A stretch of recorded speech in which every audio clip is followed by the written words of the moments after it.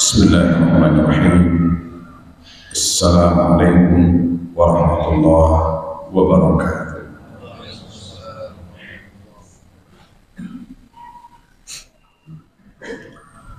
Alhamdulillah wasyahadatu an la ilaha illallah wahdahu la syarika lah wa anna Muhammadan abduhu wa rasuluh. Wassalatu wassalamu ala Muhammad ibn Abdillah wa ala alihi wa sahbihi wa man wala wa ba'd. Faqala ta'ala fi kitabil karim, fa'udhu billahi minasy syaithanir rajim. Ya ayyuhalladzina amanu taqullaha wal tanzur nafsun ma qaddamat lighad wattaqullaha innallaha khabirun bima ta'malun.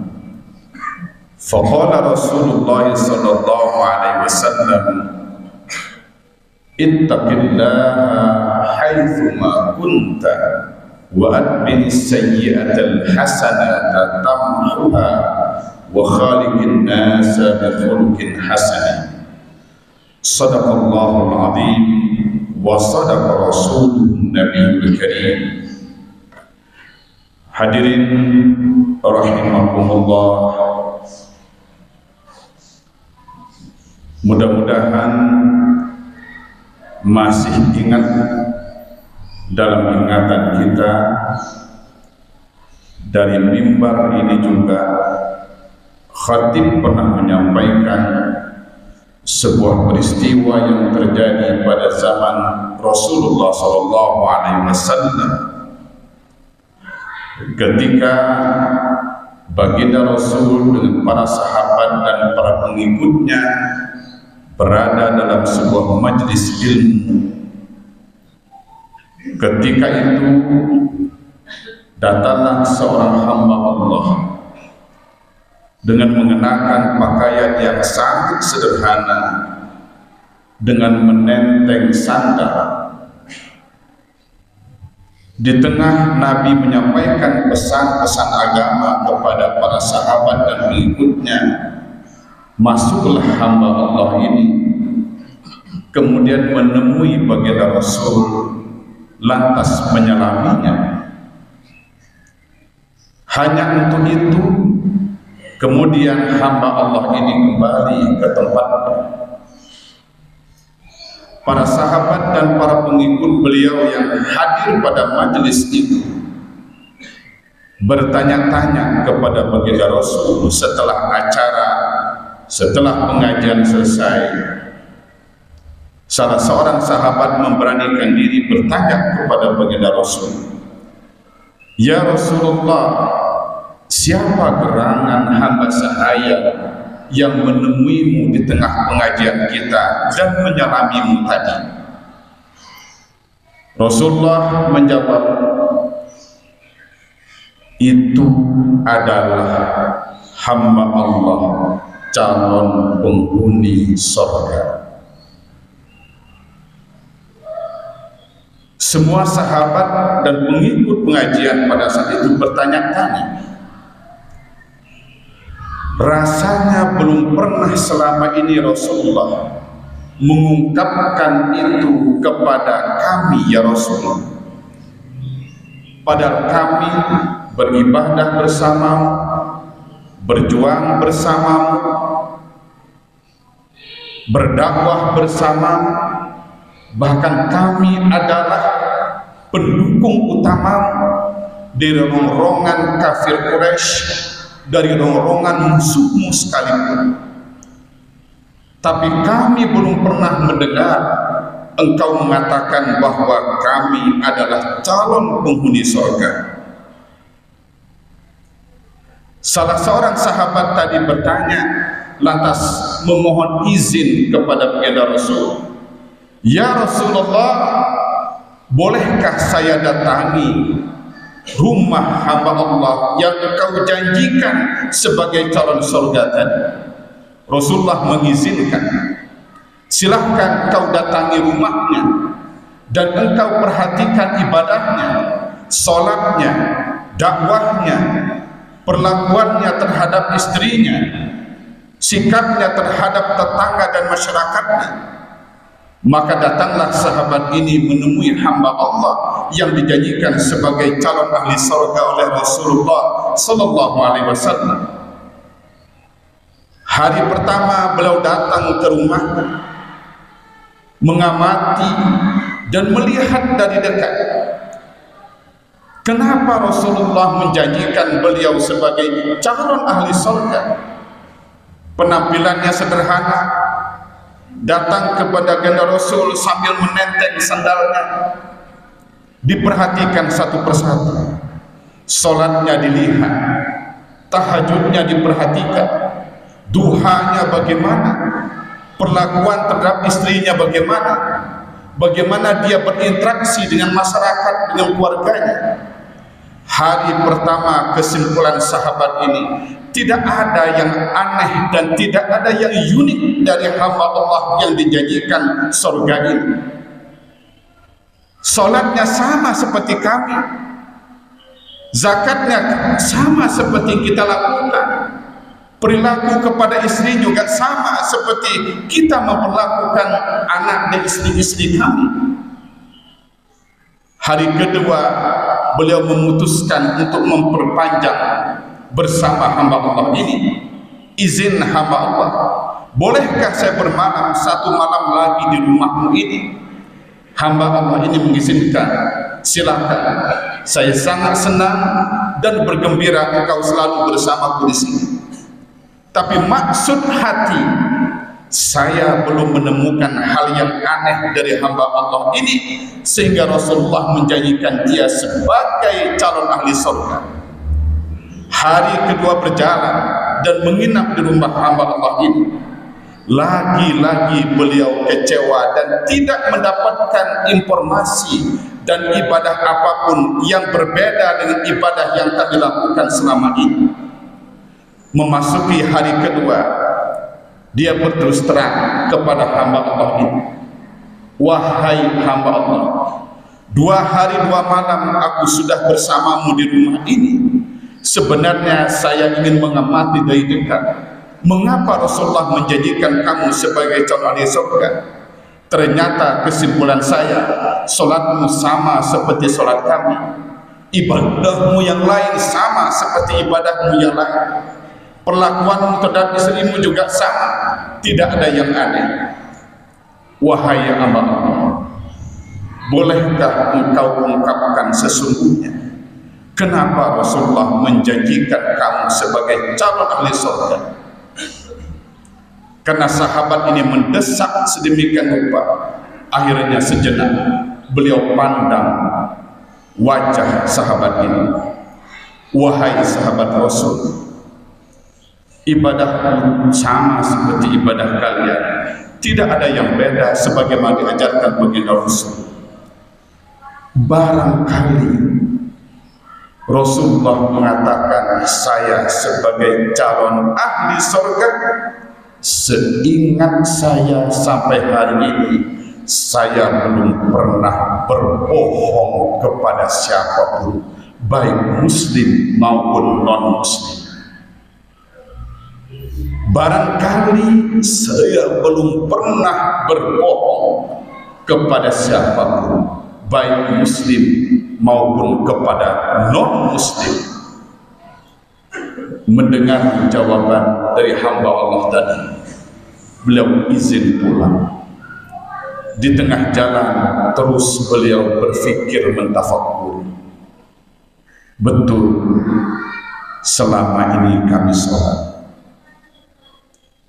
tapi perilaku kami tidak sejalan dengan nilai sholat itu sendiri. Di jalan beliau berfikir, betul kami keluarkan zakat harta kami, tapi perilaku kami tidak sejalan dengan nilai-nilai zakat infak sedekah yang kami keluarkan. Betul kami berdakwah bersama Nabi, tapi perilaku kami kadangkala tidak sejalan dengan prinsip-prinsip dakwah itu sendiri. Itulah yang menghantui beliau selama dalam perjalanan. Hadirin rahimakumullah, 1 bulan ini kita dipertontonkan dengan drama pembunuhan yang sadis dan lagi brutal yang dilakukan oleh oknum, bukan institusi. Pengacara berbicara, presiden berbicara, menteri ikut RDP ke DPR, kepala kepolisian berbicara berkali-kali, yang bersentuhan rekonstruksi berkali-kali. Pertanyaan kita adalah, dari proses itu semua dan pembunuhan-pembunuhan yang brutal dan sadis yang lain, pertaruhannya antara dua, apa adanya atau ada apa-apanya. Apa adanya atau ada apa-apanya. Pertanyaan kita adalah kejujuran atau kebohongan. Pertanyaan kita adalah amanah atau khianat. Apa yang bisa kita harapkan dari seorang prajurit kalau sang jenderal sudah berani berbohong? Apa yang bisa kita harapkan dari seorang pendidik yang berbohong dari anak didiknya? Apa yang bisa kita harapkan dari pejabat yang selalu berbohong? Apa yang bisa kita harapkan dari seorang pejabat, jenderal, brigjen, kalau atasannya sudah berani berbohong? Apa yang bisa kita harapkan dari sebuah institusi yang dilumuri dengan kebohongan demi kebohongan dari anak buahnya yang dipimpin? Apa yang bisa kita harapkan dari yang dipimpin kalau pemimpinnya setiap hari membuat berbohong khianat? Kita diingatkan oleh baginda Rasul, kalau permata kejujuran ini sudah hilang dari bangsa ini, dari umat ini, dalam sebuah hadis dikatakan, idza duyyi'atil amanah fantadiris sa'ah. Kalau amanah telah hilang, maka tunggulah kehancuran itu. Bangsa ini tidak kekurangan kecerdasan, bangsa ini kekurangan kejujuran, bangsa ini tidak kekurangan kejeniusan, bangsa ini kekurangan keamanan, yang menyebabkan bangsa ini menjadi bangsa yang tidak diperhitungkan oleh bangsa lain. Karena apa? Karena permata hidup kita berbangsa, permata hidup kita beragama telah hilang dari kita. Sebentar lagi kita akan sholat Jumat. Kata pertama yang kita ungkapkan adalah Allahu Akbar. Tapi tidak sedikit di antara kita begitu pulang dan kembali dari rumah suci ini, Allah tidak lagi akbar, tapi Allah sudah menjadi asghar, yang paling kecil. Ketika kita pegang Al-Quran dan kita baca, kita mengatakan Bismillah. Tetapi ketika Al-Quran kita tinggalkan di rak-rak masjid kita, nama Allah telah hilang. Yang kita kedepankan adalah nafsu angkara murka kita. Dibunuh begitu sadis dan brutal, dan pembunuhan yang lain.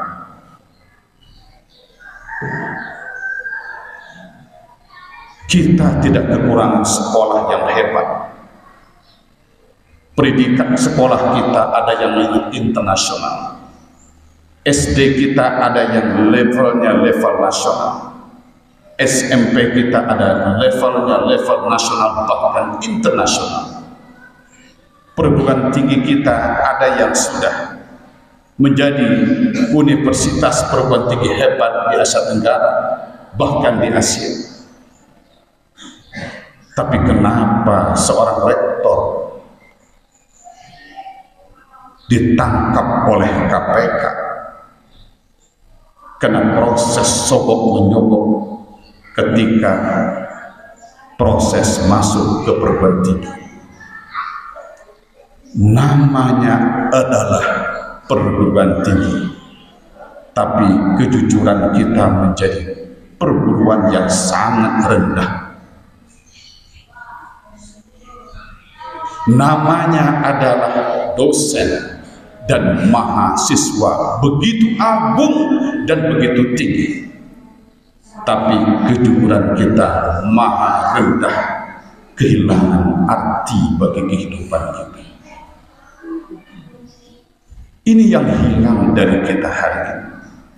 Maka Rasulullah menegaskan, alaikum bisidqi, wahai umatku, jujurlah kalian, berkata benarlah kalian, jangan sekali-kali berbohong kepada siapapun. Fa inna sidqa yahdi ila albir, karena kejujuran itu mengiring kita kepada kebaikan.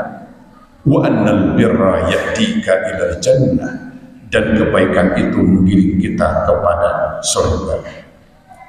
Sebaliknya Rasulullah mengingatkan, wa iyyakal kadziba, hati-hati, jangan coba-coba berlaku curang, berlaku tidak jujur.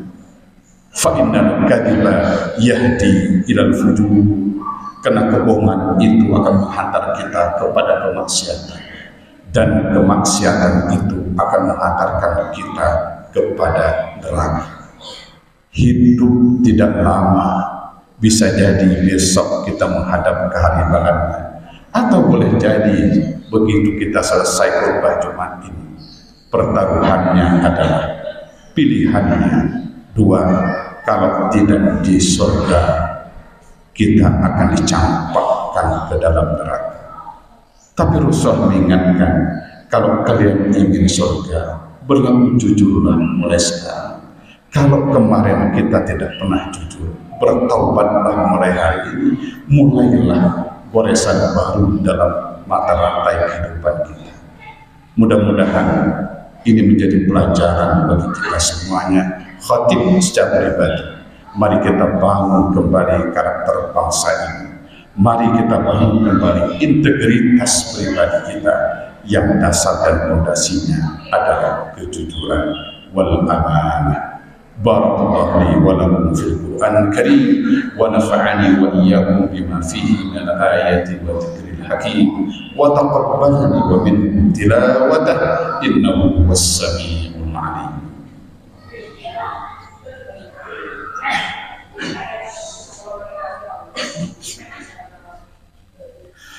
Alhamdulillahirabbil alamin. Asyhadu an la ilaha illallah wahdahu la syarika lahu wa anna Muhammadan sayyidul mursalin. Wa usalli wa sallim ala Muhammadin wa ala alihi wa sahbihi wa man tabi'ahum bi ihsanin ila yaumiddin. Faqala ta'ala ya ayyuhalladzina amanu taqullaha wa la tamutunna illa wa antum muslimun. Fa ya ayyuhal hadirun Innallaha wa malaikatahu yusholluna 'alan nabi ya ayyuhalladzina amanu shallu 'alaihi wa sallimu taslima. Allahumma shalli ala Muhammad wa ala ali Muhammad wa sallim wa radiyallahu ta'ala an kulli sahabati Rasulillah ajma'in walhamdulillahi rabbil alamin. Amin. Allahumma ighfir lana dhunubana wa kaffir 'anna sayyi'atina wa tawaffana ma'al abrar. Allahumma inna asbahna nushhiduka wa nushhidu hamalata 'arsyik wa malaikataka wa jami'a khalqika annaka anta Allah la ilaha illa anta wa anna Muhammadan 'abduka wa rasuluh. Allahumma inna nas'aluka min khairi kullihi 'ajili wa ajilihi ma 'alimna min wa ma lam na'lam wa na'udzu bika min asy-syarri kullihi 'ajilihi wa ajilihi ma 'alimna min wa ma lam na'lam wa nas'aluka ma sa'alaka bihi 'abduka wa nabiyyuka wa na'udzu bika mimma 'ada bi 'abduka wa nabiyyuka. Allahumma inna aslih lana dinana alladhi huwa ismatu amrina wa aslih lana dunyana allati fiha ma'ashuna wa aslih lana akhiratana allati ilayha ma'aduna waj'al al-hayata ziyadatan lana fi kulli khair waj'al al-mauta rahatan lana min kulli syarr. Rabbana atina fid dunya hasanah wa fil akhirati hasanah wa qina adzaban nar. Subhana rabbika rabbil izzati amma yasifun wa salamun ala mursalin walhamdulillahi rabbil alamin. Ibadallah, innallaha ya'muru bil 'adli wal ihsan wa ita'i dzil qurba wa yanha 'anil fahsya'i wal munkari wal baghi ya'idhukum la'allakum tadhakkarun. Fadhkurullaha yadhkurkum washkuruhu 'ala ni'amihi yazidkum wa la dzikrullahi akbar. Aqimus shalah.